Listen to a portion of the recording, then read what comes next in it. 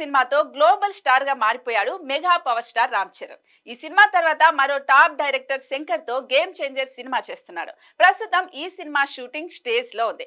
Dil Raju banner నుంచి వస్తున్న 50వ cinema అవడంతో ఎంతో ప్రతిష్టాత్మకంగా తెరకెక్కుతోంది గేమ్ చేంజర్. షూటింగ్ లేట్ అయినా కూడా ఖచ్చితంగా ఈ సినిమాతో శంకర్ 1000 కోట్ల సినిమా ఇవ్వబోతున్నాడనే నమ్మకంతో ఉన్నారు మెగా అభిమానులు. అక్టోబర్ నెల అటు ఇటుగా గేమ్ చేంజర్ రిలీజ్ అయ్యే ఛాన్స్ ఉంది.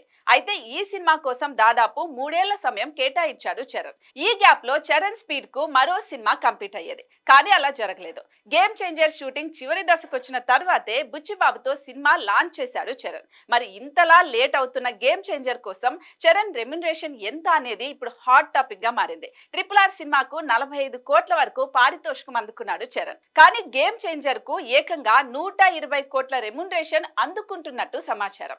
గతంలో భారీ పారితోషికం అందుకుంటున్నాడని అనుకున్నారు, కానీ అనుకున్న సమయం కంటే ఎక్కువ తీసుకోవడంలో మరింత పెరిగిందని టాక్. దీంతో మొత్తంగా 120 కోట్ల రెమ్యునరేషన్ ని గేమ్ చేంజర్ కోసం తీసుకుంటున్నట్టుగా ఒక వార్త వైరల్ అవుతోంది. ఇక్కడి నుంచి చరణ్ పారితోషికం 100 కోట్లు దాటేసిందని చెప్పాలి. అన్నట్టు వార్ 2 కోసం ఎన్టీఆర్ కూడా 100 కోట్లు తీసుకుంటున్నట్టుగా సమాచారం.